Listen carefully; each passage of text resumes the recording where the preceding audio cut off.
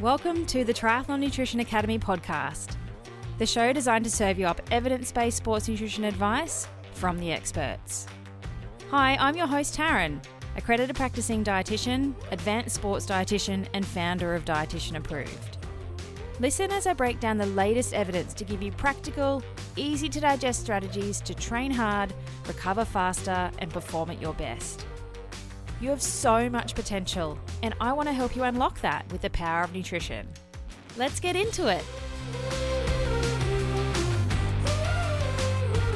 Welcome to episode 83. Today I'm going to answer a question that I get asked all the time.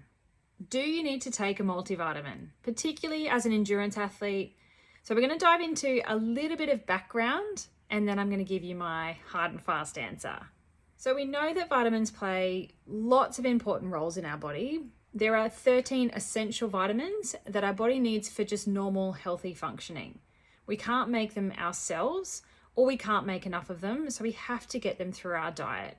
When vitamins are missing from our diet, it leads to poor health outcomes and illness can occur. So think things like vitamin C deficiency, which was the cause of scurvy.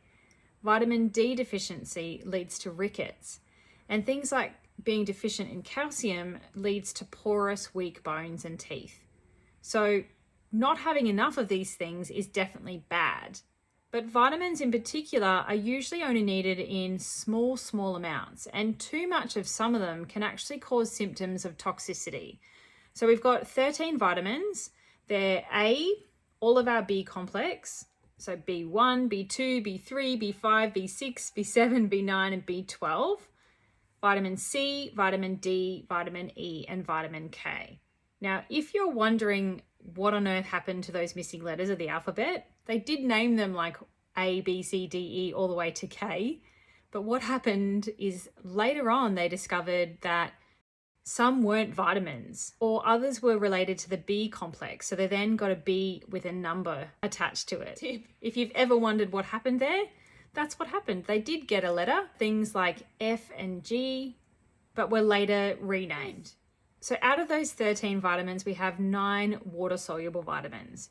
They're the 8 B vitamins and vitamin C. And what that means is that they dissolve in water, and as a result, they're actually really easily excreted from the body. So we get rid of them very easily. So what we need with these types of vitamins is a steady intake rather than a whole heap at once that we can't use and store. And ideally, we want to get them from our diet. That's really important. Now, the 4 that are classified as fat-soluble vitamins are vitamin A, D, E, and K. And to absorb those effectively, we do need to consume them with some healthy fat. So think olive oil on your veggies or in salad dressings, or things like avocado to help our fat-soluble vitamins absorb. We also store them in fatty tissues and the liver. And as a result of that, they can accumulate. And if levels become too high, then that causes symptoms of toxicity, which is also not a good thing. So they have lots of varying roles in the body. I'm not going to get into it here. It's a little bit too nerdy for the podcast, but we need them for things like extracting energy from our food to use just at rest, in our daily functions, and for exercise, for transporting oxygen around the body, for building strong bones. There are loads of different roles. So because they're so important, it's kind of led to people thinking that we need to supplement with them to make sure we're getting everything that we need, because deficiencies are bad. But do you need to take a supplement? Short answer, not unless you're deficient. I know a lot of athletes take a multivitamin as like a safety blanket or because it makes them feel healthy. And there was actually a study in the placebo effect of taking a multivitamin. It was massive. In the 2012 National Health Survey of Americans, 21,603 people were involved in this study. Multivitamin users and non-multivitamin users. And the multi-users reported 30% better overall health compared to the non-multivitamin takers, but there was no clinical difference in measurable health outcomes. They just felt better because they were taking a multivitamin. And that is, my friend, the placebo effect. So if you take a multivitamin and it makes you feel healthy, It's not necessarily doing anything. We know that vitamins from food actually work better than the vitamins that are manufactured in something like a multi. Even when they've manufactured that vitamin to be the exact same structure as the real food vitamin structure, the chemical structure. Folate is the only exception to that. The manufactured form of folate is absorbed by the body better than folate from food. There are loads of chemicals in food like enzymes, other minerals, phytochemicals, so things like plant chemicals that are really good for our health that work together with vitamins in these complicated ways to help our body. Also, don't forget that food contains fiber, which you can't get from a magic pill. And that's really good for our gut bacteria, keeps our gut microbes happy, and keeps the whole body working more effectively. Phytochemicals in particular are really important as part of a healthy diet and may help to actually reduce some diseases like cancer and heart disease. And you can't get that from a vitamin supplement. We don't have those complicated food chemicals when we're taking pills and potions. Think of a multivitamin like a general practitioner, your GP. They know a little bit about everything, but they're not specialist in one particular thing. A multivitamin is like that. It has a little bit of lots of things in there, but it doesn't have a high enough dose to fix a deficiency or a problem if there is one. So as an example, something like a Centrum, which is a common multivitamin here in Australia for adults, it contains 5 milligrams of iron and 90 milligrams of vitamin C. Now, if you're struggling with iron deficiency and your iron levels are low and your sports dietitian or your GP or your sports physician has suggested you take an iron supplement, you're likely to take something called ferrogradient C, which contains 105 milligrams of elemental iron and 500 milligrams of vitamin C. So can you see the huge disparity of a multi versus a supplement that is designed to actually fix a deficiency? You would really struggle to fix that with a Centrum if your iron levels are low. It would probably be impossible to get there. So keep that in mind. If you are deficient in something, then a multivitamin is not going to cut it. You'll need a specialist supplement to correct that deficiency. And you don't need a multivitamin to ward off deficiency as long as you're eating properly. It's not rocket science.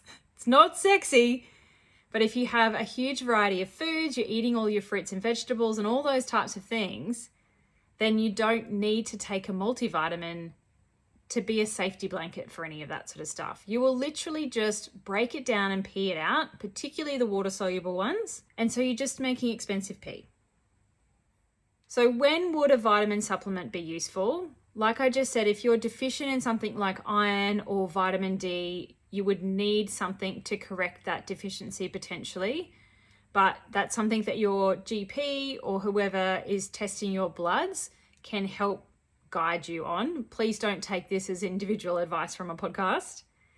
The other time might be in preconception or early pregnancy, where something like folic acid supplementation can be useful to reduce the risk of neural tube defects. And iodine is also something that seems to be lacking in our diets. And that for some people can be supplemented in the preconception and for the first trimester as well. Iron in particular through pregnancy or before is something that is commonly supplemented with because your iron requirements are so high through pregnancy and some people really struggle to maintain that. Vegetarians and vegans may also need to supplement with something like a B12 or an iron. Our animal sources are really rich in both of those two things. So if somebody avoids them altogether for whatever reason, then they are two key nutrients to be on top of that may or may not need some supplementation in a vegan diet. Older adults, maybe sometimes they need some calcium and vitamin D supplementation to maintain their bone health if they're not able to meet the requirements from their day-to-day diet. And another instance might be really incredibly fussy little people, fussy kids. And that's something that a medical professional would recommend. It's not something that you should throw your kid on if, they're not eating their vegetables at dinner. Definitely seek advice on that one. rather than giving kids a safety blanket. So the summary of all that is you don't need to take a multivitamin unless you're deficient in something. And then if you're deficient, then you should be taking the thing that you're deficient in and fixing it properly rather than just like throwing spaghetti at the wall and hoping something sticks. If you think it's a good safety blanket or you feel healthier taking a multivitamin, remember that vitamins from food are better than manufactured ones in all instances except for folate. So consult your GP, your general practitioner if you're not sure, and get a blood test before buying a supplement. There's no point taking something unless you have some data to know what's actually going on. So if you're taking a multi, save your money, put it in a separate bank account, call that bank account TNA, and put it towards your education next time we open doors to the Triathlon Nutrition Academy. In the meantime, check out my new Triathlon Nutrition Kickstart course at triathlonnutritionkickstarter.com. Thanks for joining me for this episode of the Triathlon Nutrition Academy podcast. I would love to hear from you. If you have any questions or want to share with me what you've learnt, email me at podcast@dietitianapproved.com. You could also spread the word by leaving me a review and taking a screenshot of you listening to the show. Don't forget to tag me on social media at dietitian.approved so I can give you a shout out too. If you want to learn more about what we do, head to dietitianapproved.com. And if you want to learn more about the Triathlon Nutrition Academy program, head to dietitianapproved.com/academy. Thanks for joining me, and I look forward to helping you smash it in the fourth leg. Nutrition!